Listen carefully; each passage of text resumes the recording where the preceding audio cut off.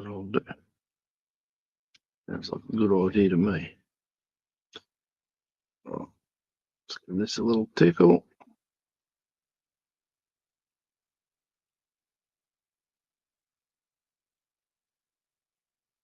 Up and running in no time.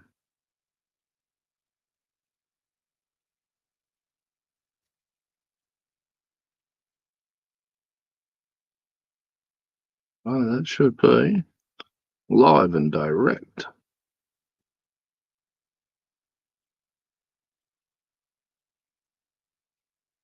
Oh, 20 seconds, 30 seconds or something to go.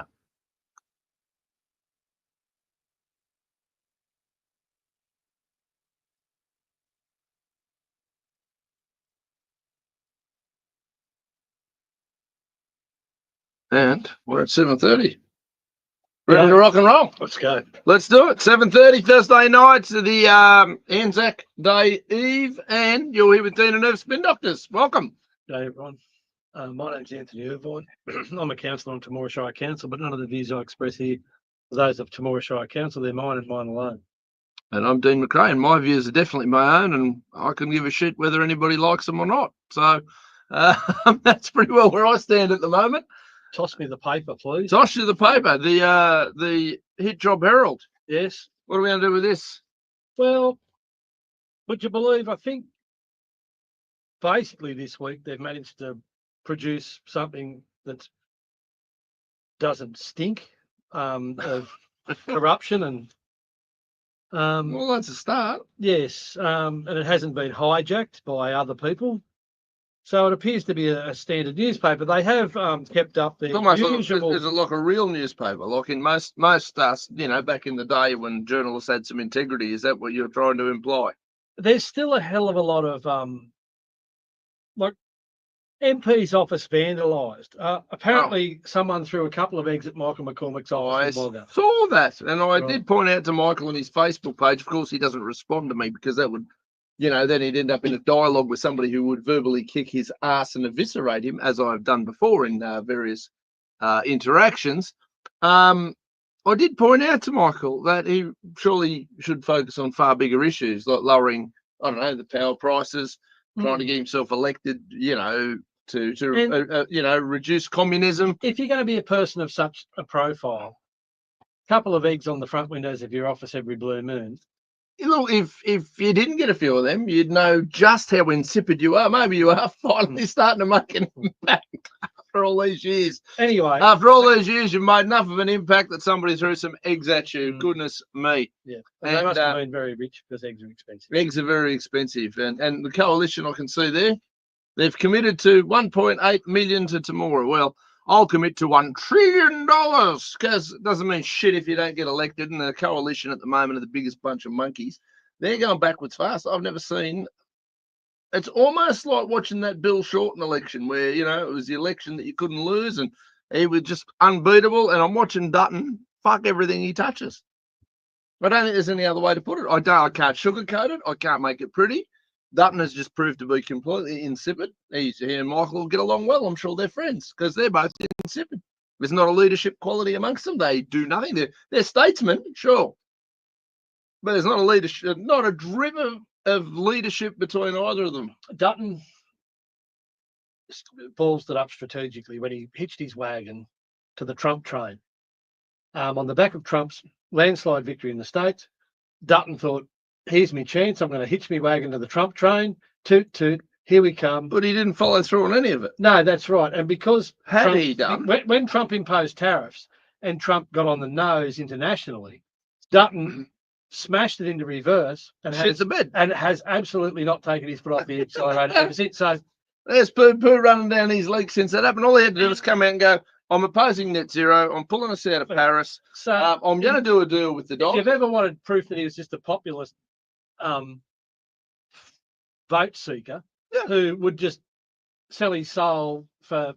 I'm not sure who's worse, he or Morrison, for the whole sell matter up the river.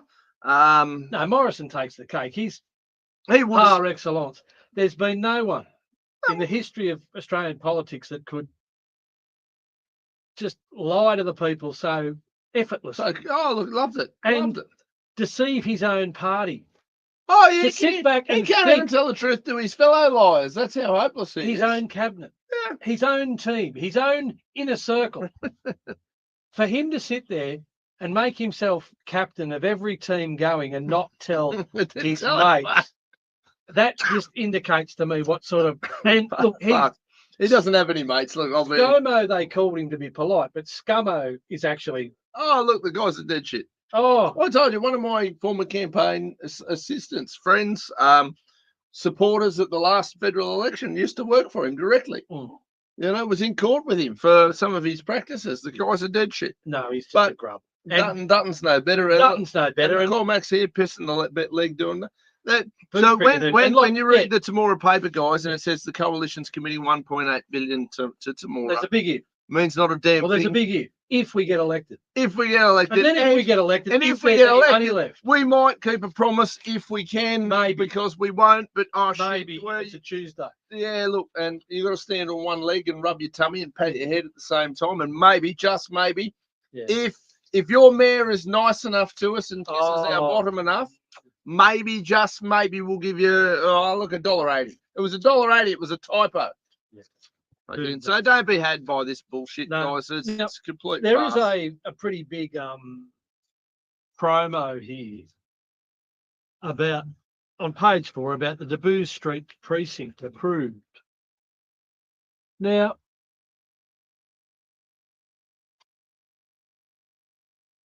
nothing's really approved from where I stand. Council voted to adopt a master plan done by people from outside of Temora who, to my mind, haven't taken into account the bigger picture. And I still think it's a very poor proposal. And what's that? I voted against the proposal, and I've publicly, I'm on the record for voting against the proposal. The proposal is to basically clog up Loftus Street with a lot of school pick-up and drop-off sort of stuff, roundabouts, etc., etc. Yeah, okay. Then when you go and look at the overall map of the town, and we'll do that because we've got the facility here. Because we have this technology. Interwebs. I understand the mayor's a bit concerned about live streaming. It's going to cost too much money for ratepayers. Yeah, well, it's obviously if we weren't supported by Elon Musk and Clive. Yeah, look, they're throwing a lot of money at us here. Look, we couldn't afford. I'll tell you what, I will happily, as a community service, I will fund using and facilitating this live streaming service that we use here currently to support council's ability to be far more open and transparent with the public. Perhaps you could come in and actually run the live streaming. Look, I'll make special effort to do that. So what is it, once a month, once a fortnight? You guys once a have month. To, but we also have to live stream our committee meetings, which I think is fantastic. Because I think everything should be live streamed. Well, the best thing about the committee meetings is, and this is what I say to people, there's not much point going to the council meeting. All the stuff happens at the committee meeting. Yeah, right. When you get to the council meeting, all you do is basically rubber stamp what's happening at the committee meetings. Yeah, and the committee meetings, because they're not attended by the newspaper or the public, so you get the back end side of half the story. Well, generally there's a lot more open and frank discussion there. Yeah. And, the argy-bargy occurs there. Now, you might have some really pertinent and relevant arguments that get basically steamrolled in the process. And then nobody from the public gets to know about it, but particularly the interested parties. There's a lot of people who don't care. I made relevant points about I will make about this proposal in the meeting, but it wasn't reported in the paper. I'll state irrevocably that I will arrange, I'll continue to fund, I'll sponsor, if you will, the live streaming capabilities of Temora Shire Council on behalf of the taxpayers. So don't worry about it, Rick. I got you covered. Right. I'll sort it out. I'll put that forward. It won't cost Rick a cent. Won't cost a cent to have it live streamed. I'll probably just need access to the council's Facebook page, which obviously there'd be some sort of contract signing that says that I can't mess with them a bit. Happy to do that too. I won't mess with your shit. But I can absolutely set it up so that we can live stream using the exact same technology we're using here. And it will cost the ratepayer nothing. Wow. And we can live stream That's into their very home. generous of you. I'm a generous guy. That's good. The things I do in the spirit of transparency and openness. Tick. Let's go. We're ticking boxes. Tick. So So we've saved council whatever. Well, it depends. Go and get a quote and then bring it back to me. And my counter quote will be $0. I will donate it. Okay, now back to this Loftus Street thing. At the moment, we've got the Temora Town Hall, we've got Sacred Heart Church, we've got St Paul's Anglican Church, we've got another church. There's a lot of church, very religious little town we have here. Very poor of me to not know Which church is which? the name of this church. It's St Andrew's Presbyterian Church. Oh, there you go. Look at that. So I didn't know that. I do now. Sorry, that's remiss of me. I think I did the front sign for it. You might have. It slipped my mind.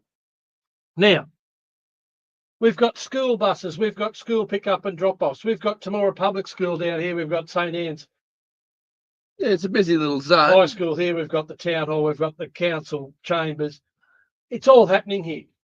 But when we zoom out and we look at the big picture, which I don't believe the planners have taken into account, we've got Highfields residential subdivision. We've got Dustin Rose residential subdivision. We've got, and these are all to come online.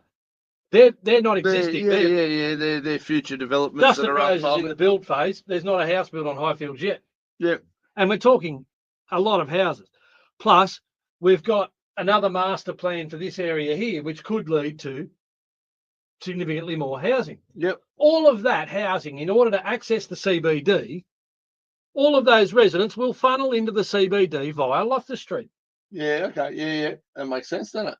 Well, Of course it's they the will. only look. They're not going to come from Dustin Rose. They're going to come out of here. They're going to drive down there. They're going to drive down there. There's the CBD. Yeah. From Highfields, they're going to drive to there. They're going to drive down there. There's the CBD.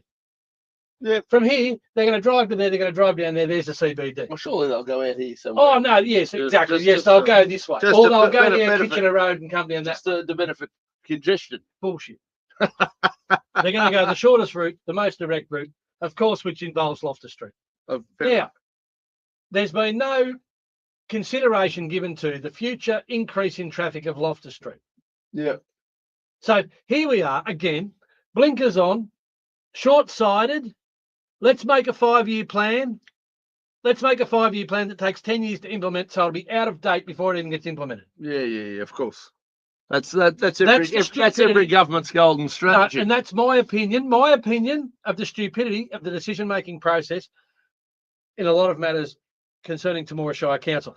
They can't get a heavy vehicle bypass in place, but they'll go and congest one of the major arterial feeders into the CBD with all of this new residential subdivision about to come online.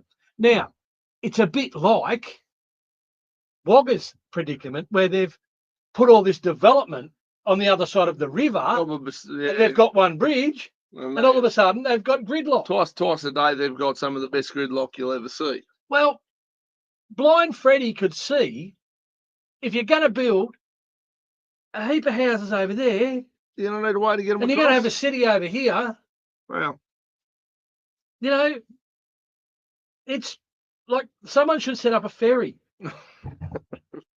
That's where we're at in this day and age. The stupidity of and here we are again, about to, and, you know, I suppose the biggest disappointment, because Mr. Gosling was sitting at the meeting and he has penned this article. oh, this is a new bloke. Yes, Thomas. Yes, Thomas.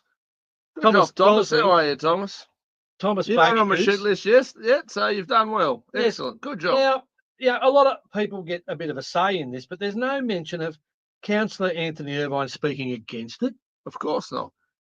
And there was another councillor who said they weren't satisfied with it in its entirety. Oh, who said that? Oh, Who was the brave soul? Councillor Paul Mahon tiptoed around the subject and Oh, didn't actually have a strong opinion on it, but just said, Don't know how that's going to work. thought that it might need a little bit more attention. Now, Well, that's something. Good job. the one thing about being broke means that you rely on other people's money Of course. to build it. Now, Temora Shire Council currently haven't got the funds to build it, Yeah. so currently they're going to have to go for a grant. Oh, In good. the current climate Yeah. of state governments being broke, Yeah. it's going That's to how be you difficult deserve to be. to secure a grant. Yeah, right.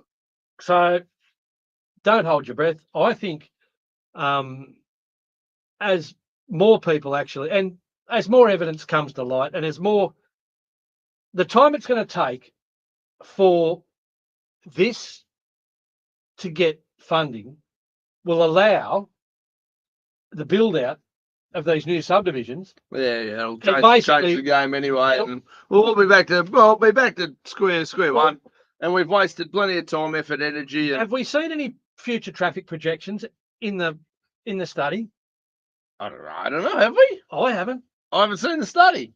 They never put any traffic counters down, I don't think. Yeah, You know, that's what I mean. Like, it's just another one of those short-sighted yeah, distractions. yeah.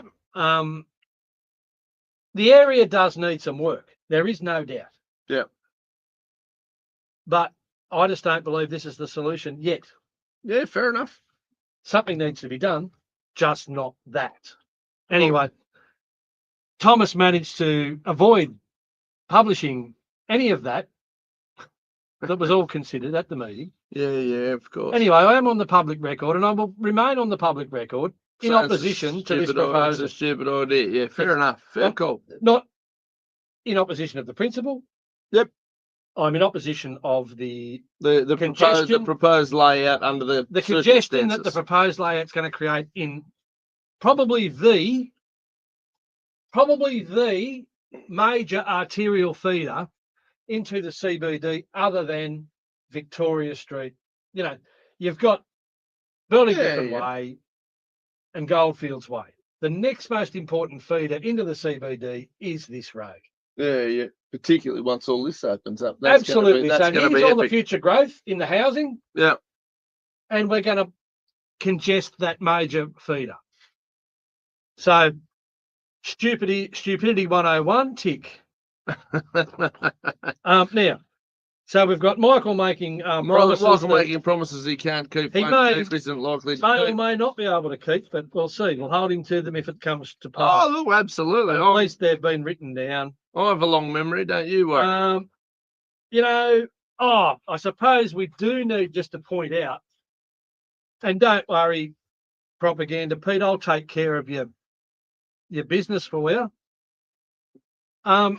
What's this potato done now? Well, for anyone wondering, they've got sections where they do Barmedman News and Ardlethan News. Yeah.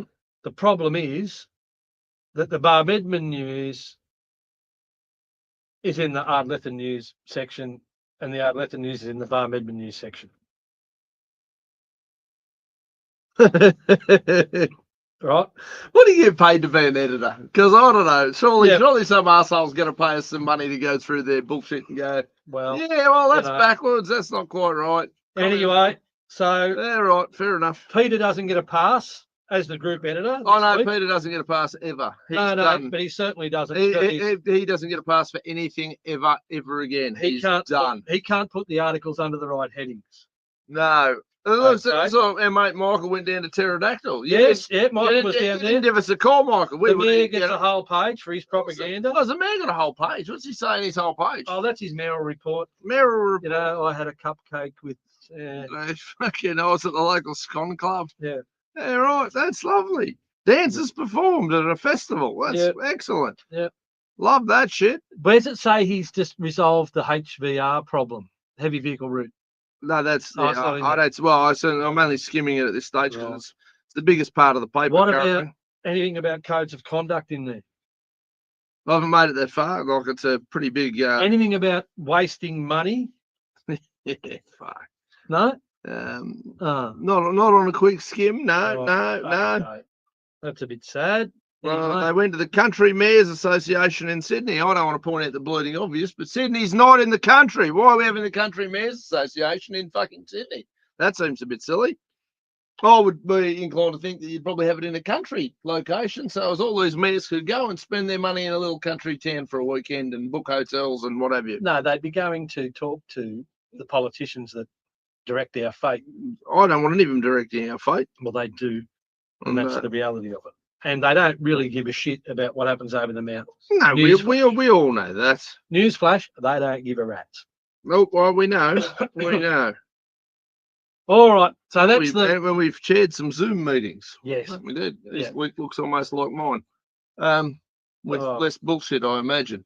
I don't know. Anyone who's got time to keep a diary like that's obviously got too much time on their hands, Too many assistants. and clearly aren't. Too many ratepayer funded staff to fund this shit. No doubt. It's just validation. It's just, oh, look what I did. Yeah. Look what I did. Look at me. Look at me. I'm That's serving you. I'm very important. I did all this. I did all this, and I did all this stuff. And it's all gibberish. The average None punter's of going it's- to read none of that it's shit. important. I did it all. None of it has anything to do with tomorrow whatsoever, Yeah, and we none of didn't it's give a rat's Got ass. any foresight or real benefit, but I didn't. Because I don't care about Re-Rock or any of the other clowns involved. I'm not interested. Well, it's just Unless we're another- defunding them or, Yes. like on a broader scope, obviously I care about them. I care about abolishing them. Now, we didn't get around to talking about last week's paper. Now, this article was in last week's paper. Event sparks council probe. What's council probing? That sounds exciting. Well, this is Coolum Shire Council has noted a report regarding a complaint received about the operation of a function centre at Pikes Lane. Now, this function centre, That's the one we talked about before. Yes, and it's then had that spazzy councillor mayor or whatever from over there did his big article about how you can't say hurtful things on the internet. Yeah. Only we're allowed to do Yeah. that. and We Here own, we are. we own this shit. we'll use the newspaper that we own Yeah. to bully put us. our case forward. And if anyone else has got a different opinion, Yes, we're going to it's- block them using the newspaper. and it's misinformation, And, obviously. And they're not allowed to use social media as an alternative forms of communication, No, because we can't have anything other than our homogenised, pasteurised and vetted communications reaching the public. yes. So what's Now- it said in there? What's well- the No, but let's just have a look at the connection here. Now, Event Sparks Council probe. Okay, now there's no names. There's Times Leader and Coolum and Shire News. There's no reporter. yeah? So somebody just made it up. Nobody Well- owns it. Nobody's answerable. Business But as usual. on the next page, we've got From Our Past with Dave McCann. It should say Coolum and Mayor Dave McCann, who reports in the paper every week. He does an article for the paper. Yeah. Okay, so Dave's obviously got connections into the paper. Oh, without a doubt. And I think- Me and Peter buddies. Coolum and Shire Council probably pay a bit of advertising to the paper. No, They would. surely not. I reckon they would. Surely not. I reckon they very would. hard to believe. Well, let's just see, even just in this issue, if there was any advertising funded by Coolum and Shire Council. Let's just see.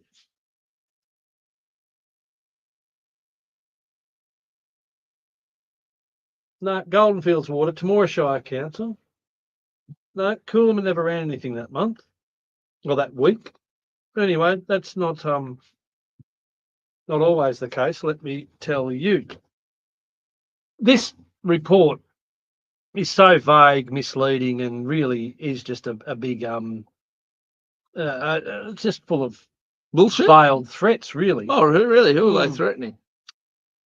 Well, Coolum Shire Council has noted a report regarding a complaint received about the operation of a function centre at Pikes Lane.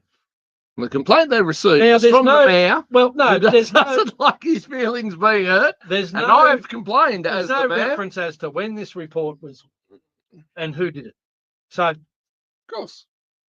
Somebody said something about somebody, and therefore it's now fact. Yeah. You Well- people are full of shit. there's a little bit more information put forward in the article. It says, at its February meeting, council decided to have the general manager and council staff make inquiries in relation to reports of other functions being held and report back to the next council meeting. So is the report they're referring to something that was tabled at the March meeting? Because that would have been the February, then it would stand to reason that this is the March report. Yeah. There's no reference as to when this report was tabled. Meanwhile, council has received correspondence from member for Cootamundra, Steph Cook's office, about concerns raised by members of the public over council's handling of the development application at the aforementioned venue. Yeah, so people have rung Steph because everybody in the area seems to think Steph waves a magic wand and wields all this power. And Well- really, she's excellent at ribbon cutting, and I think Steph's one of the You know, she tries really hard in there and But all that seriously, sort of if it's caper. got to the point where members of the public are ringing Steph's office and saying, Oh, look, we've got problems with the DA, the way council... I'm not going to lie to you. I have a feeling from some of the conversations I have, people ring Steph Cook about, you know, the mail not going into their letterbox. I would hate to be Steph Cook's secretary for the amount of bullshit phone calls she would get from people who go, oh, she's one of the good guys, which I certainly don't have her on my hit list. But you know, I can imagine the amount of absolute bullshit, because I talk to people all the time who just go, well, I rang Steph Cook and I drove. Well, Steph's sitting there going, oh, to that look. extent, though, it's rated a mention here to the point that, meanwhile, council has received correspondence from Steph's office regarding this. So it's escalated to that level. Now, what do we do? Panic. Council received a complaint that a function took place and the police were called to the premises to mitigate the noise about 3:30 a.m. on Saturday, the 18th of January. The owner said the reason was because the site was being used for a nephew's 40th birthday. Now, despite our advice that he must meet the conditions of consent, Council received a complaint that he had a party, function or event at the venue and the police were called for a noise disturbance at 3 a.m. Council is pursuing this matter. It is this council's position that we have been extremely helpful in facilitating someone who has undertaken illegal building work. So they've alleged that the building work was illegal and then changed the use and therefore proposed operation of a building during this process. Okay, so they've alleged that it was illegal building work and then changed the use and therefore proposed operation. Council said it did not enter into debates or correct information on social media. No, we use our own propaganda. We have our own weapon here. We don't need to use that shit. We've got a paper that we pay for. Yes, that's right. And we can get our story printed. It used to be a case of, the pen was mightier than the sword, and then some clever arsehole invented the internet, and now the pen's not worth squirt a cat's piss. Well, even to the point that if the paper reported things accurately, honestly and fairly, I wouldn't be in the position I'm in. Well, and I probably wouldn't be sitting here. You have always had far more faith in the system than what I have had. No, but seriously, the only reason I took to social media, because they won't give you a fair shake in the other was to correct the narrative, the false narrative that was being put forward by the Temora Independent. Absolutely. And Temora Shire Council. Now, because of my experience in those matters, I can understand that there is a possibility that this could also be smack. I would say there's a very high possibility that that's smack. It could be. I wouldn't say I would guarantee it 100%. No, but it's propaganda to try and swing the narrative back in council's favour, because apparently it's damage control. It seems as though they're copping some heat. Good. And even to the point where people are probably ringing Steph's office up saying, look, Steph, I've got evidence of this, I've got evidence of that, I've got evidence of something else. Yeah. You know what I mean? So, and Steph's powerless to do anything about it. But Steph's got the power to ring them up and say, look, what are you guys doing? I'm Steph Cook, what's going on? And they're going to go, none of your business really, Steph. Nothing, we can give a shit. You're a backbencher. So shut up and go back to your office. That's pretty well what's going to happen. Yes. Because they don't care. Okay. So that's the local paper. That's the local rag. Under-reporting, over-reporting, misinformation, par for the course. Standard usual editorial mistakes. Par for the course. You can call anything misinformation if you frame it right. So, you could arguably turn around and I was married once, right? I know how this shit works. If you've ever been in an argument with your wife and you'll go, this, and that's what happened.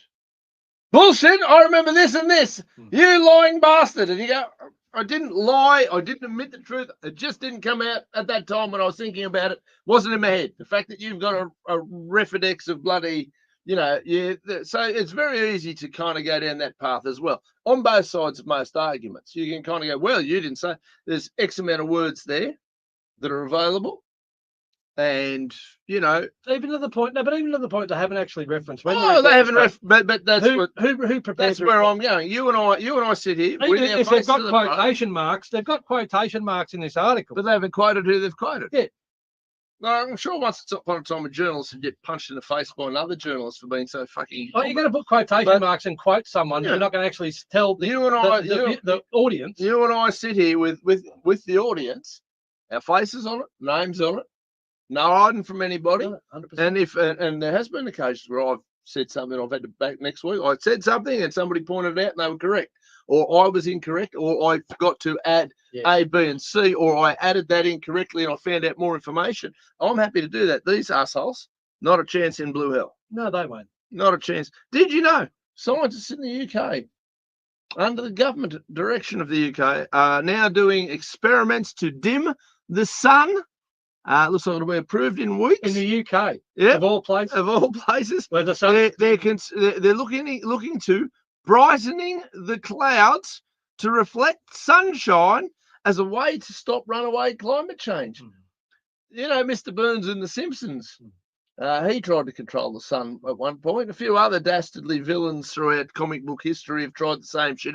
These people are fucking lunatics. Well, it's obviously a massive distraction. And what are they doing with the other hand? But they've been doing this shit, you know. It's like, I mean, I don't know how many events you've been to. I've been to a million events, right, over the last 10 years, particularly 5 years before that, dipped my toe. And people would show up talking about cloud seeding, and they'd be. We aren't talking about the real things that affect us now. We're talking about bullshit, airy fairy stuff. You know, this is the sort of shit that they're rolling out. 10 years ago, all you could get was salinity.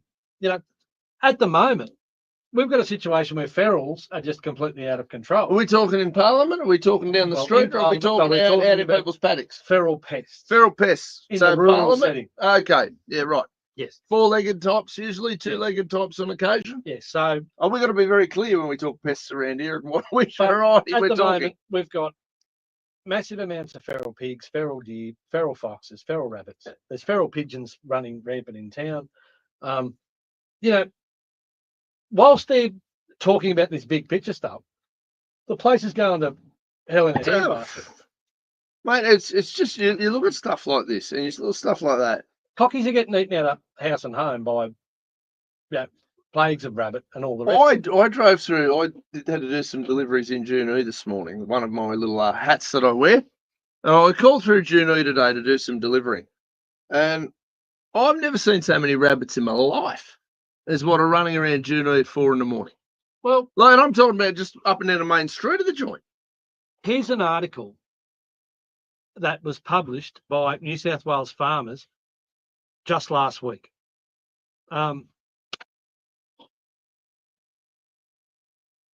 Farmers are at their wits' end dealing with wild rabbits as a plague and the pest sweeps across parts of New South Wales.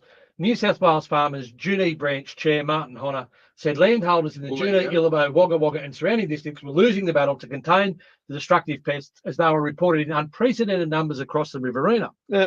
Now, this is from New South Wales Farmers last week. This is current information. Yeah.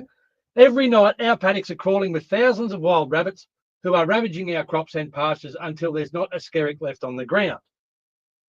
Numbers are well and truly past crisis point, and no matter how hard we try to contain these rabbits ourselves, the sheer scale of the population means we need huge investment, manpower, and recognition of this problem if we can ever hope to get it under control. You don't have to be a brain surgeon to realise Australia's been here before. Yes. And it was horrendous. Yep. Now, they're getting back to those levels, and if we don't do something quickly and throw some money at it sharpish. Well, and take the handbrakes off all your recreational shooters and say, go nuts, guys. But even to that end, there's only X amount the recreational shooters can do. You really do need concerted, baiting, shooting. The biological controls appear to be failing. Yeah. Australia relied on myxomatosis, calicivirus, and various biological controls. They've all adapted to now, and they can give it. Well, they appear to have because I know in my own. It's going to. It's that's nature. A fellow described it to me in this context.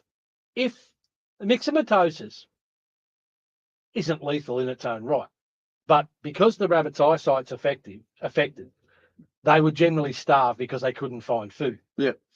If you have a situation where the food's so plentiful that the rabbit, even though they're blinded from the myxomatosis, They can eat anyway. can find food.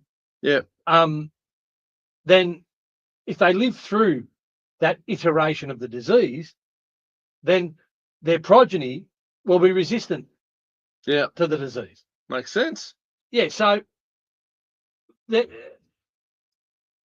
these biological controls, the rabbits are evolving quicker than the biological controls, and there's clear evidence that the biological controls have failed in this local area. Yeah. So what are we going to do about it? You know, this is where it's at.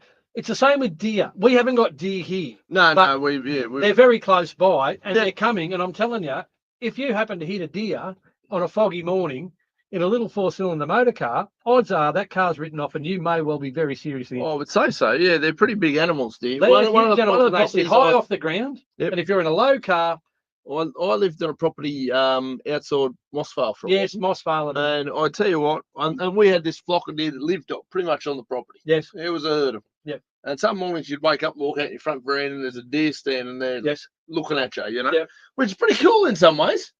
Yes. Until you have to duck them on the road, and holy shit. Yes. You know, it's a significant thing, and you know what?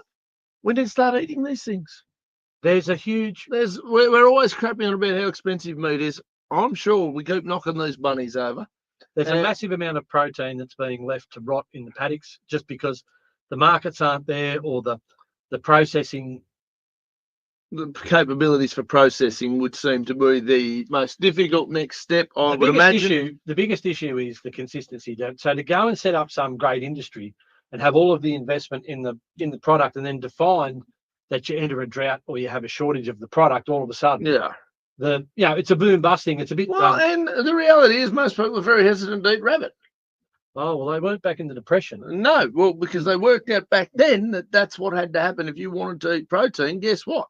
That's a very cheap and reliable and accessible source of very protein. lean and very healthy. Yes. And when cooked properly, it's look, if we have to do lessons, we can do lessons. I can show people how to cook rabbit. Love that shit. I had some venison cooked on a barbecue on skewers the other day, and it was magnificent. Yep. I've eaten rabbit that's been really good. Yeah.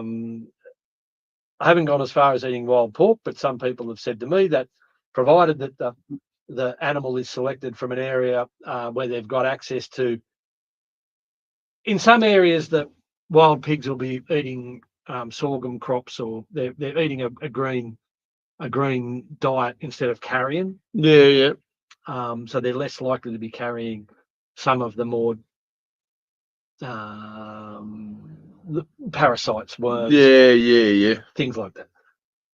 You've got to be pretty careful. There's a few diseases that the wild pig can carry, so that'd be for the. There's a company that are actually processing this stuff now, and they're cooking the wild pork sous vide. Yeah. And because of that cooking process, it gets the meat to a temperature that kills all the pathogens and the bacteria. Yeah. Cooks them for long enough, slow period, and to a high enough temperature. Yeah. Through the whole portion. Yes. That they can, hand on heart, guarantee. Well, as much as you possibly can, food sense. It kills all bacteria. Yes. There's not going to be anything in there that's not supposed to be. So that you're safe. So that's where that's trending. So that's a problem. Blocking out the sun in the UK, not a problem to me. Yeah, that's right. This is a local problem occurring now. Yeah. So why haven't we got a solution being developed now by our politicians? Because our politicians are boneheads. No. They're spineless, owned boneheads. That's end of story. They don't do anything that we need done today. They do something that we don't need done. Their entire job is just getting re-elected every year. That's all they need to do. That's what they need to do, is convince the people to vote for them, because they're wonderful and they're going to do all these amazing things, except, oh, shit, sorry, I didn't do anything, but I got re-elected, so that's lovely. That's where that's at. So New South Wales farmers, go your hardest. Good luck with it all, but getting any money out of the government, doing anything meaningful in that space is probably going to be really, really difficult. But there are a number of contractors who stand ready to step up and whale in if the funding's there. Well, that's it. Look, and to be fair, if anyone wants to bring bunnies in, well, cook the bastards up, turn them into, create a dog food factory if we have to. Well, that's the whole thing. It's just there's a lot of protein that's going to waste. Absolutely. Same as kangaroo. And I mean, I'll eat kangaroo all day. Venison, how are you? Venison's paying $50, $60 a kilo. Yes. Look, it's not, it's gourmet. Yes. Gourmet. Yes, absolutely. No. So that's where that is. Now, locally again, we've got a change in the way we're doing Anzac Day. Do tell. In a commercial sense. The big supermarkets are not allowed to trade tomorrow. Which I oppose completely. The big bottle shops are not allowed to trade tomorrow. Oppose completely. So do I. Now, we probably maybe for the same reason, maybe for differing reasons, but why do you oppose it? Well, there's two parts to this. Fair trading say that the New South Wales Parliament voted to impose these restrictions on trade on Anzac Day to allow the staff and the workers to attend the ceremonies, the Anzac Day ceremonies, and to participate in that. And I can understand that if you did want to go to Anzac Day ceremonies or go to the march or be part of the activities, it's not a celebration; it's a commemoration. And to honour those who've served and recognise that aspect of it. If your boss said you're rostered on and they gave you grief, there's a conflict there, and I understand that part of it. Sure. But there's always a conflict. Like I don't want to work next week because I've got an election and I want to go and help out. But guess what? Another bloke's booked it earlier, so I miss out. But they've also been no. But they've also said that small businesses and sole traders can do what they like.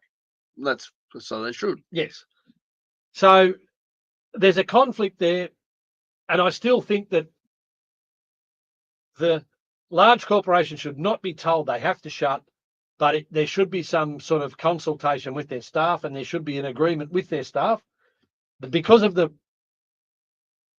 importance of the significance, significance of the day, that if staff nominate early, by a certain period that they want to be rostered off for that particular day, then that they be given that with no penalty and no repercussions.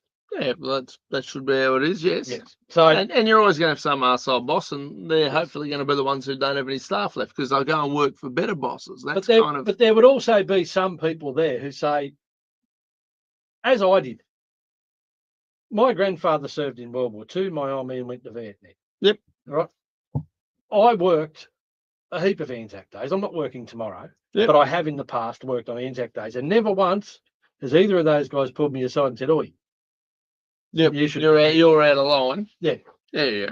I'm sure, and if I'm reading it wrong, they'll square me up. Well, my grandfather won't because he's passed on, but the old man will certainly give you. But I'm pretty sure that fundamentally what they were fighting for was people's freedom of choice and the ability to be a free person in a free country and make the decisions. And I'm sure that they didn't feel disrespected by me working, and in some respects they would have gone good on him. Yeah.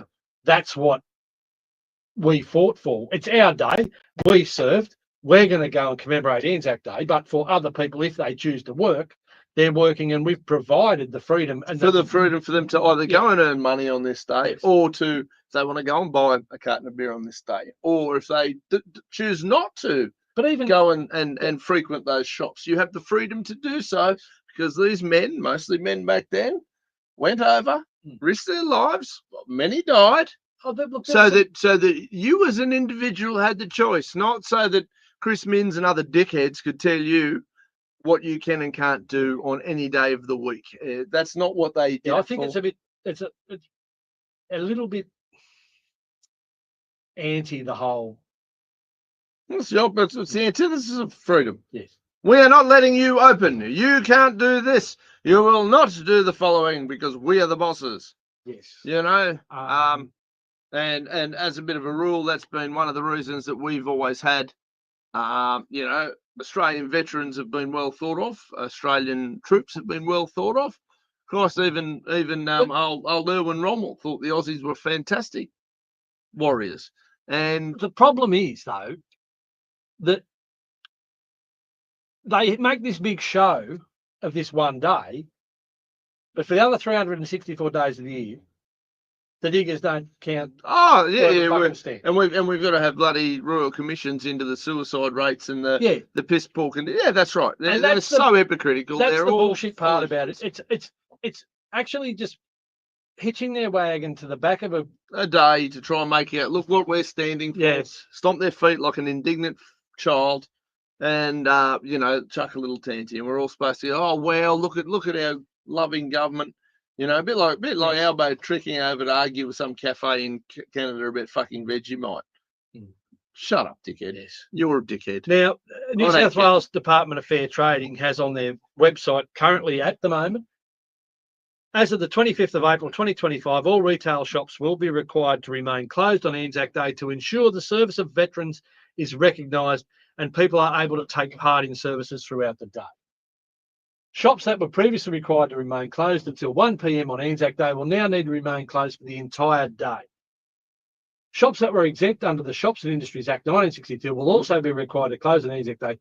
Some exemptions from trading restrictions apply. And under the implied freedoms of our Anzacs and Australians being a free country, you lot can bash it up your ass. Don't tell us what we can and can't do. Mate, I'm tempted to work tomorrow just to prove a point after I go to the service. Well, I've done it plenty of times. I've done plenty of hospitality shifts and run plenty of kitchens that were open on Anzac Day, and you know, obviously, hospitality. You're there serving. This is the way that they've sort of sold it. The laws intend to strike a balance between the rights of workers to spend time off with their friends or families on public holidays, the opportunity for retail workers to earn additional income, and the expectations of the public. So, look, that's just Lewis. As far as I'm concerned, it's another department of the government that should just be frigging abolished. We'll get rid of it. That can go. Put a line through that one. That one can be wiped off the face of the planet, along with other useless government departments that like to tell us all what we can and can't do, with no valid rhyme, reason, justification. And I don't know who these people are. Bugger off. Well, unfortunately, in the world that our government has managed to put us into, and the state of financial decay, don't make me sad. Well, this. One of me mates summed it up very. You haven't got any mates. Who are you kidding? You sit here with me every Thursday night. You must be. You're me, mate. You must be flash out of mates. He said cost of living crisis. He said house price inflation. Crisis. This crisis. That crisis. He said one word for it: inflation. Yeah. The government, through their decisions, have got us that broke and scared and under the pump that some people's bargaining power has been eroded. Some of that's due to their own poor life choices. Yeah, and some people are personality-wise too. Yes. You know, there's an element of that for sure. Yeah, but it is certainly, and employers will argue the opposite, but it's certainly in the employer's favour, to my mind, the equation. Some employers are that way inclined and some aren't that way inclined. And that's, and that's where, again, as an individual, go and find a better employer. Yes, and that's where and then the better employers all of a sudden have better businesses because they've got better people working for them, doing a better job, who want to be there, and they're going, oh, this is great. And they want to do the job. I'm here because this guy's fantastic. I'd run through a brick wall for him. How good's this guy? I'm happy to do a great job for him. I'd hate to let the guy down. That guy's an arsehole. I hate him. Oh, shit. I don't know. I dropped a heap of stuff on the floor, or I smashed up something by accident. Do I really care? Your problem, pal. Fuck you. And it's that easy. 10 minutes late to get to work, 10 minutes early to pack Yeah, up. sack me, whatever. I don't really care because you're an arsehole. Yeah. You know, and I get it. There's a certain amount of, oh shit, well, there just aren't enough jobs. But I'll tell you what, if a shit employer is a shit employer for long enough, their reputation's tarnished to the point they can't get anyone, they're out of business. Mm. You know, in most cases, depending on what your business is, and if there's sort of business that requires you to be an employee, they require employees. If they don't have anyone willing to work for them, what they get and what they have is a failure to have a business. They won't be able to operate. So, you know, I've been accused. A lot of that I can be pretty harsh in the IR space, and I'm, you know, like I'll never employ another person again. I'm happy to subcontract people all day. My kid wants pocket money, mate. I expect a receipt. Yeah. I want an invoice. I want to know what you're charging me for, what services you have rendered. I know you're 12. I can give a rat's ass. What are you doing? Because I want him prepared for that sort of stuff as he gets older. But these IR laws that we have now are just so complicated. So intentions. Of course it's intentional. Because that creates another layer of bullshit where there's this greyness and this vagueness. Well, and there's another thing, and I had a let's stop arguing with idiots because it hurts my head. But you know, another portion of it, and we were talking about IR laws, and we were talking about penalty rates and all that. And I suppose penalty rates being mandated. I don't care if an employer wants to pay more money, but you shouldn't be forced to pay more money. So, but on the same hand, can they then cut your shifts if you don't work on a Sunday? Do whatever they like. If you don't want to do it, you go, well, okay, cool. Again, you go and find a better employer who's going to be more suitable for the lifestyle you want or whatever. But if you've got an employee who's an absolute rock star and a gun, you're going to do whatever you can to look after him. That's what you're going to do as an employer. Mm. If you've got an employer who's pretty average, barely shows up, and then starts making demands, you're going to go, what am I putting up with this jackass for? Oh, now there's no doubt that. And my simple test is, I'll employ someone if my life is easier by having them around, by having that person there. Yeah. If my life gets harder having that person there, then they. Yeah. That's right. Yeah, that's the end of the equation. Hey, Barbara, how you doing? Thank you for tuning in. But yeah, look, I look at it and every time you see, and it's every couple of years, you'll see Woolworths or Coles or one of the other mega corporations will come out championing the government's decision to raise the minimum wage or to bring in some new bullshit IR law. And, you know, the average punter's watching the TV and, yeah, well, that's right. We all deserve more money. Except that's not what it's about. Not about that at all. Because they don't want to pay necessarily people more money, but they know that they can afford to. And their bottom line's not going to be affected that much. But what happens when all the Woolworths and Coles raise that bar that little bit higher? They've got the manpower in the office, the admin, whatever to do it. A couple more competitors drop off because they go, we can't afford to pay higher wages. We're already on the brink.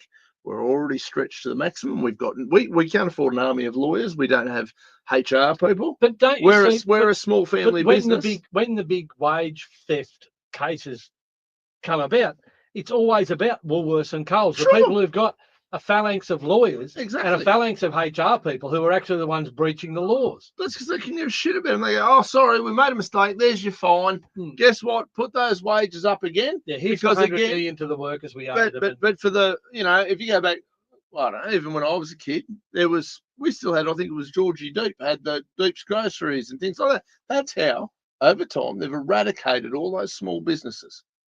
Over time, they've just made it completely untenable. But the government have been complicit in that. Oh, and yeah. It's the corporatisation and the global corporatisation. But here's where I'm getting to, is when Woolworths and Coles champion these the government's brought it in. It's a great measure just to look after our workers. Not one fucking thing that's stopping Coles or Woolworths, if they wish to raise the minimum wage for their workers, doing exactly that. They can do it anytime they want. They control that. Yeah, we can pay more. Why don't they? I'm fairly sure Bill Shorten sold all of those shop workers up the river and sold out a lot of their entitlements in a bargaining. Of course. But if Woolworths and Coles and the other big companies you see, and when you're reading these sort of newspapers and rags and mainstream media shit, think to yourself, why would a major company that could pay whatever it was, we had $9 billion profit this year. Oh, look, well, we can't actually pay you guys anymore unless the government mandates it, and then we'll be okay with it. Government mandates it, they lift it, a couple more competitors drop off. Yeah. That concentrates there, creates that, feeds that monopoly. And I think, and it's a slow growing monopoly where they're not looking like the big bad wolf that's doing it. but it's also worse when they're the ones who get done with the big wage fraud cases, and they're the ones who really should. They should be shut down. They should be shut down, but they will never be shut down. No, because but when that happens to a mid-tier company, when I say a mid-tier company, I'm sorry, just even a business with 50 employees. But even a business with 2 or 3 employees. If you're out in any of that shit, you get hammered, and you've got no way of getting out of it because you don't have $1 million or $10 million in the bank. Yes, you don't have 100 lawyers. You don't have 100 lawyers. You don't have any of that. You got some letter from some dickhead at the government going, well, you have violated this and this law because Harry, who was whatever age group for the varying steps and complications and whatever, was working on a Saturday afternoon for 3.5 minutes. About at Coolaman, where that council is going to use the ratepayers' money to do investigations and spend heap of time and effort on staff reports. It's to bring a case against a local resident. Now that local resident, if they want to fight it, they're going to have to fund it all themselves. So basically, you bankrupt yourself.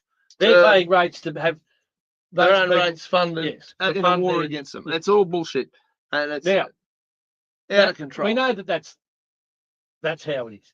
But back to Anzac Day, the thing that shits me the most is exactly what we're talking about.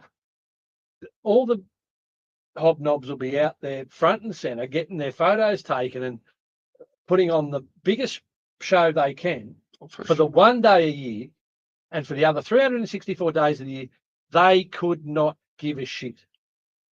Now, Australia's handling of veterans is terrible. I think that's an understatement. And we're getting rapidly to the point where someone said to me the other day, if the Third World War started today, who would actually fight? Yeah, nobody. You know, when you look at who would be sending you into that fight, and whether you have felt any inclination to participate. Yeah, that's right. You would really have to sit there and question it. Now, I'm not going over a wall in Gallipoli with any of the pricks currently in Parliament. But this is the whole thing. Until we get to a situation where, like, if it's good enough for them to send someone else's son to take a bullet, it's good enough for them to stand beside them. Absolutely. And if they're too gutless to do that, then they should not have the power to start the fight. Well, you know, you go back through history, and let's be fair, there hasn't been somebody considered a great military leader for a very, very long time, but your Alexander the Greats, your Napoleon Bonapartes, your Genghis Khans, the names that roll off the tongue without trying, every single one of them was at the front of their army. Yeah, I think it's only in the last. We now live and now our leaders get to press buttons on computer screens, bark out orders, and send kids off the and on false premises. Oh, fuck, they lie their asses off. And I'm sure many a war over the centuries have been. But the West weapons of mass destruction farce. They're lies. It was pure lies, and it must be terrible, beyond terrible, the sense of betrayal that a injured veteran must feel after giving their all and some. Yep. To come back to a country, we're fighting on a lie. To be treated then like just waste. Did you meet my older brother? Yes. Jane? He was in Rwanda. Yeah. They didn't. It wasn't declared as a war zone. So our Australian troops that went to Rwanda were considered peacekeepers. Yes. I've seen some of them photos. I don't know about peacekeeping, but there were body pits, there were dogs chewing on corpses, decapitated bodies, and they were the photos with these men standing there, kind of helpless, going, "Well, let's shoot any of these pricks. We can't fight any of them. We're giving them placebo drugs." because you're not going to waste any money on them, so they're giving them sugar pills as they die, shit like that. And when they come back from this horror, they're told that no, we're not going to look after you. It's not a wartime circumstance. Disgusting. And then you work through and you go, but I mean, again, none of it surprises me. It's just none of it surprises me. But that's the one negative part of this, the Anzac Day thing. And I don't want Anzac Day reduced to this political football where a bunch of wankers get to sit up there like prize bulls, yeah. And well, I'll be going along tomorrow with a couple of our older local veterans here, Phil Beachy and those sort of blokes who have served in various capacities. Going to be a few of us rolling around, and for somebody who hasn't served, I think I get a pretty good play with the actual veterans, the guys who have served. I think they understand my position on most things. And I sort of, again, I'm not going to piss in any of their pockets. I'm not going to pretend I've ever served. But by Christ, they deserve better treatment than what they get for what they go through. And again, I just think there needs to be a hell of a lot more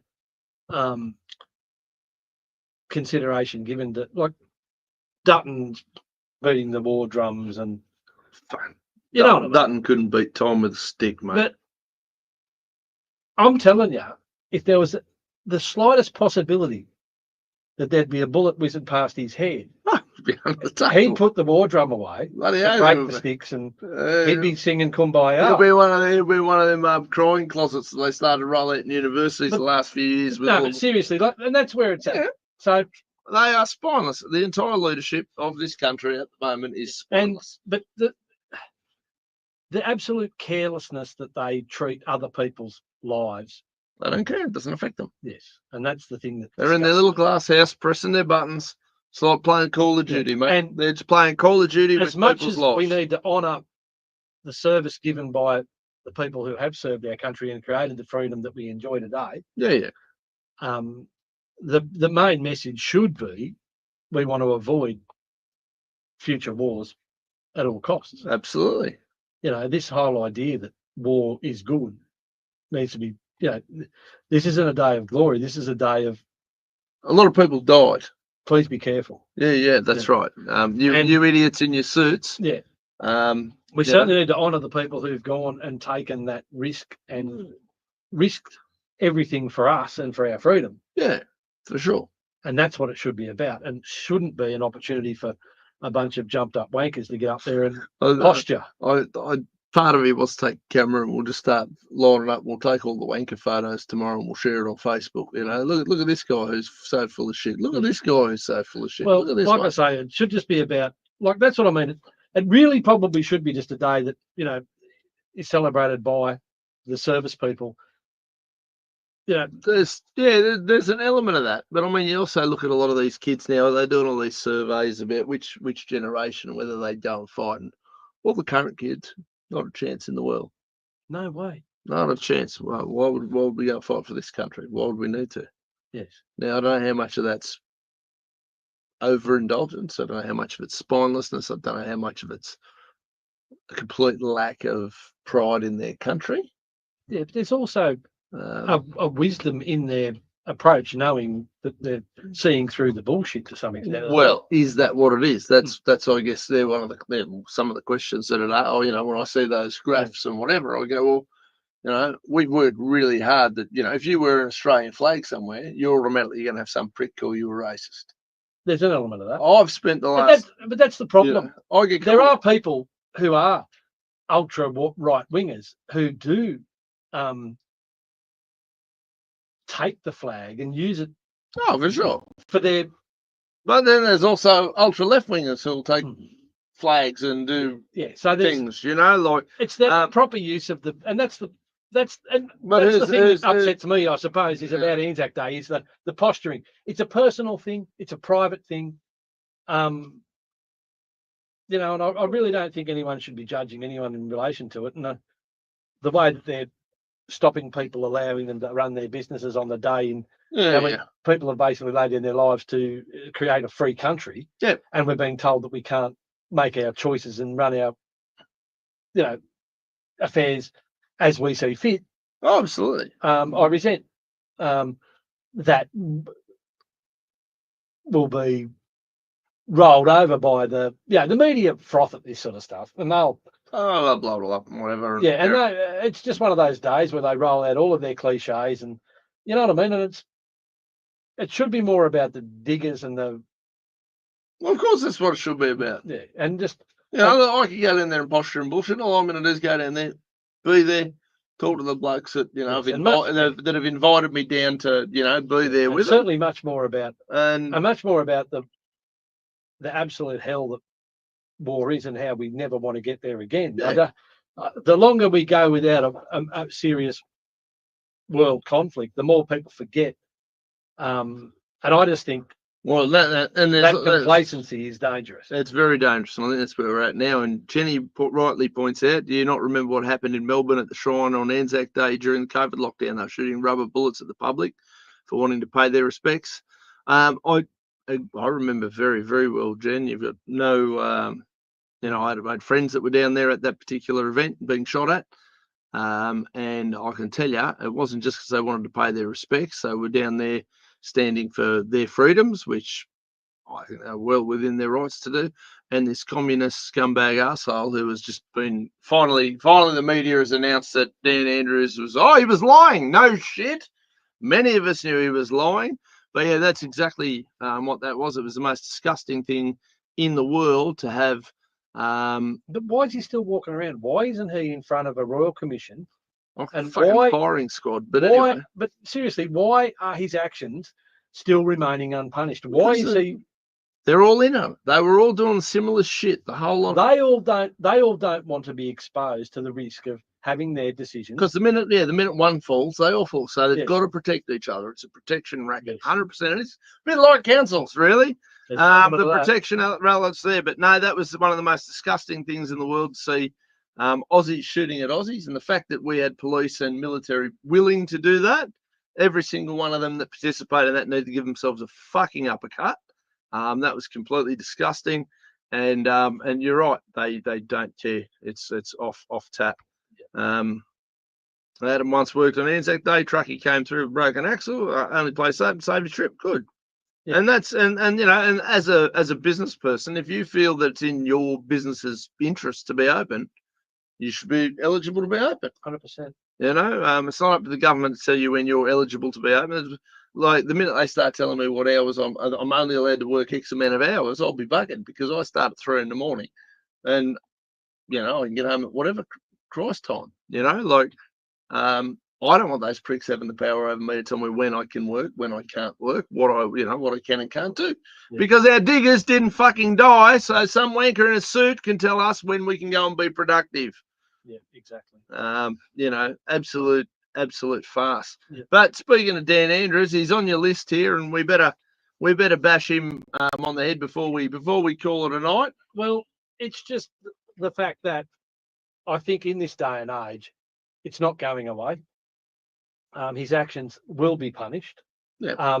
The tide is beginning to turn, and the only concern I've got is that will there be some form of royal commission into his actions? And there's the same thing as ScoMo and the rest of them. The way that they can act with absolute impunity, making the poorest decisions and not be held accountable for their actions. They hold us to account. Yeah, they like to, yeah. And they wield power with, gay abandon. Oh, fuck. But, and they're shooting rubber bullets at fucking our citizens. Yes. I'll give them gay abandon. I'll fucking shoot right back, you pricks. Well, like I say. It's out of control. Yeah, it's pretty ordinary, and he needs to be held to account for the poor decisions he made. There were so many missteps in his whole managing of that. But they weren't missteps. They were calculated. Well, the whole thing with the hotel quarantine and the way that broke down, and just the way that he absolutely stood there and dictated to his citizens. He had the biggest erection at every one of those things in the morning. Stood there with his heart on, like all of those little communist pricks did. Yes. And it didn't matter which ones it was. They all stood there and they were No, absolutely thrilled to bits to And be as the- lording over as the everybody, truth making starts piece of to themselves. surface and all of their bullshit narrative is destroyed, they're being exposed for what they are. But Now, they will be protected by their own, because if one falls, they all fall, and then the next one falls, and then And the that's a next one sad- falls. It's disgusting. it's a very sad note to finish on, but that's just I probably That's the told you, reality one of of the we had around the time where Michael was the deputy prime minister. yes. 4 years ago, around the COVID time, when we had a candidates debate, and I didn't know who the guy was at the time, but we were all, there's 7 or 8 candidates on there. It was actually one of the better ones I've been a part of, just because it was structured really well, worked reasonably well. Because when you got 7 or 8 candidates and everybody wants to have their say on every topic, and everybody's trying to get their piece, and you got to run a pretty tight ship where you're there for 15 hours for, they're pretty hard to do. An older gentleman comes storming in the back of the room. I mean, hellfire and brimstone. And he wanted to demand from all the candidates, and he's waving and he was gesticulating. He was having a great old time, this fella. Turns out he's an ex-lawyer, or, a retired lawyer or whatever. And the question was clearly aimed mostly at Michael, as obviously he was the incumbent, deputy prime minister, and would you support a royal commission into corruption? And, I want to know whatever. Because when I'm debating, I like to watch everybody's reactions. Because I kind of work out, I know what the Greens are going to say. You always know what, you get a bit of an idea. And I thought, this is a fantastic question. How do you reckon Michael voted for a royal commission into corruption of the government of the day? No, he wouldn't have copped that. He turned around and he said, yes, I'd support it.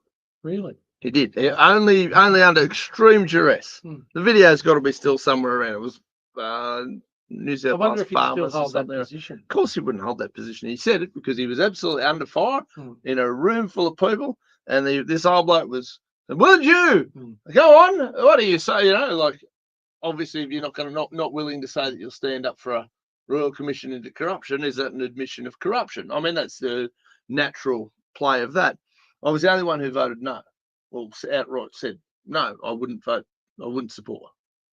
And my reasoning is, all of our royal commissions are effectively a waste of time, waste of taxpayers' money. Nothing ever comes of them, and the corrupt protect the corrupted in the whole thing. I just have no faith in that portion of the system at all. Anybody surprised I don't have any faith in the system? It's interesting you say that, because I've got some case law about the councillor at Bayside Council we were talking about last week, Saravinovsky. Yeah. Is there any news on Saravinovsky? But I've just been reading it, and basically anything that gives you any insight into what occurred, has been ordered. Yeah, of course, non-disclosure. And that's where I got to when it was. And the best part of that for me was, one, I got to stand as usual on my principles. Yes. In front of a room full of potential voters. So, but here we are. I got to sit next to Michael McCoy. I think he might have been 2 over. I can't remember whether he's right next to me or whatever. And watch him absolutely shit the bed and just show that he's got no principles. Because he should have come out and said, well, no, I wouldn't support it. And if he had said it for the same reasons, he almost would have had a leg to stand on. But then he would have had to admit that royal commissions are a complete waste of time and are useless. Well, and some of, like the Banking Royal Commission, they'll say that some of the things have been adopted, but it's all a very slow process, and it's very managed. And it's adopted once the banks have got a position where they can circumvent. Well, they can protect it and they get around it, and that's what it is. It's a great big stage show. Yes. And it's supposed to restore faith in the system, but more often than not, it actually plants the seeds of more doubt. Well, look, when you remember, I think it was the Wood Royal Commission. That's one that Richard Foley has recently come out, part of his campaign, to talk about, with the former Junee member Bill Heffernan. That's pretty Senator Bill Heffernan wild stuff. And I'm not going to go into that here, because I reckon the people who know, people who don't know, Google it, YouTube it, watch it, and if it doesn't make you a little bit sick to your stomach, you're probably Well, there's probably, if you want to put in the search terms, Senator Bill Heffernan claims pedophile. If you put that in your search term, it'll probably turn up something. a list of 28. It'll probably turn up something. And you follow it down, then you do your own But homework when from you're there. in Now I've had people who the Australian Senate coming out going, these are the things, and it's on in the it's in the commission. public domain. It's yeah. Like this is not. No. Now there are people who have come out and said, "Oh, well, he's a bit crazy, old Bill." I don't know. I don't know him that well. Could he be? Probably, potentially. Do I think that everyone in Parliament is an absolute kiddie fiddler? No, I don't. I think there's some in there. There's probably more than we find acceptable, and I'd like to have them thrown into the wood chipper. I have no problem with that. The issue is, and this is something that we've come to learn over the last. I think there was 2 or 3 PMs on that list, if memory serves, Jen. There was a lot of cover up in the Catholic Church. There was a lot of cover up in this institutionalized. There's a lot of cover up in all of it, and you don't know who's scratching whose back. But these institutions that were previously thought to be above reproach, yes, turned out to be really disgusting. They're all rotten to the core. So and I think it's not inconceivable that there could be a situation where people of great power and influence have been protected and they've had their indiscretions covered up. Absolutely. And I've got no doubt. I don't know if everything that Heffernan said was accurate in the video. I wasn't there. But let me tell you, it's closer. The fact that it hasn't had closer scrutiny is actually what makes it more concerning. Yeah. That's what concerns me about it. If there are allegations of that nature made, I'd immediately say, well, let's look into that. We probably should have a pretty serious look at that. And we probably should allay the public's fears and say, look, it was a bit crazy because here's what's happening. And, there was talk in this particular video, this I think it's about 9 or 10 minutes worth of testimony, talking about judges and police and I think there was lawyers and whatever else. Yeah, senior politicians coming out of and it was all sort of stemming out of a little section of Sydney there mostly, but all siphons on out. It was ahead of its time when it's balanced alongside the Epstein matters. Well, yeah, that's Epstein matters on a global scale. Yeah, with world leaders and massively powerful individuals. This was Australia's version. And I'm still convinced that there's elements of that go on. I don't doubt it for a second. Every society's going to have its scumbags. And just because you've got a heap of power and friends in high places and money, does that mean that you're just going to be of high virtue? No, it doesn't. Yeah, and having a fancy title doesn't make you of high virtue. It doesn't guarantee that you're going to act properly at all times. And then you get right into the nuance of who considers what to be acting properly. They seem to think they're fucking wonderful. It's amazing how special they think they are, some of these people. And I'll tell you what, they've been running hot and cold lately. There's bloody kiddie fiddlers popping up everywhere. And it's pissing me off a little bit, to be honest.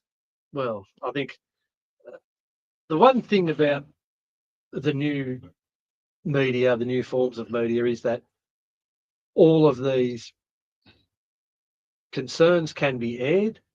And if there's enough people raising enough concerns, then it does get enough airplay. And you can see there's been stuff like, even to this end here, even in last week's paper, these matters that were raised on social media are still gaining currency in the printed old form media. Yeah, for sure. And that's been, so we don't, report on this and we don't do that, but you're doing exactly that. Yeah.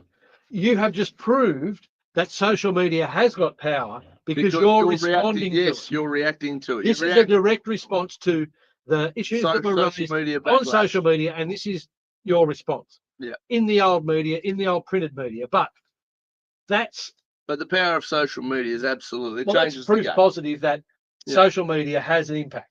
Yeah, God, and if enough people make enough statements, and obviously there's been a lot of rumour circulating around Coolum as to the properness of certain people's enterprises, the applications or the development approvals that they may or may not have in their enterprises. And simply when you do have a situation where someone is denied access to certain facility where others may have been entitled to it, it raises the question of, well, just make sure that everyone's playing by the same rules. Well, that's right. And look, we all know I'm not big on any rules with that sort of space. But, No, but if you're going to have rules, if there are going to be rules, we should all be playing by the same ones. Yes, everyone should have the same rule book. Yes. And so you all know what's they going should be on and how it's being evenly played. upon everyone. I don't disagree with that. That's No, we can't all go down and play rugby league if some people playing basketball rules. It's not gonna fly. It don't work. Well, even just to the point of, it's just, how it works. I do know how it works. All right, mate, look, all the best. Have a great Anzac Day. I don't know if you're all going to be downtown in the morning or where you're all going to be, but I'll do what suits me in terms of my I don't need to big note or stand on anyone. No, God no. I was specifically. I'll observe Anzac Day in the way I observe Anzac Day, and I'll respect the diggers, and I want to thank them all from the bottom of my heart for the sacrifices they've made.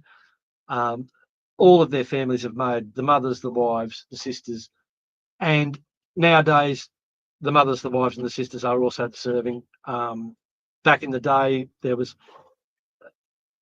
you look at some of the old photos at the Aviation Museum of all the ladies that used to work out there at number 10 EFTS training school.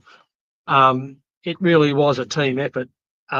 Just because the guys went to the front line, it doesn't mean that they didn't get to the front line without the support of everyone else. Of course. That's how it is. And look, I'll be just sort of, the veterans who have invited me to sort of stand with them, well, I'll go and stand with them. And yeah, no, and that'll be my thing to do. And that'll be my little bit. And I certainly don't need to big note or stand on any platforms in relation to that. I'll observe Anzac Day as I always do in my own way, and I'll respect the efforts of the people who've gone before me. Absolutely, and I hope everybody else does too, and enjoy those freedoms that those guys put themselves on the line for your freedoms, and don't be scared, and don't keep your mouth shut, and don't let them put it over you. And if anyone's feeling bullied in the town by any of the big corporations that tend to want to throw their weight around, please give us a call. Because we can help you. We will help you. We don't mind. We don't mind giving. No. And we like helping people. Well and truly. Everyone have a great night. Have a great long weekend-ish, whatever it works out to be technically. And we'll see you all next Thursday night.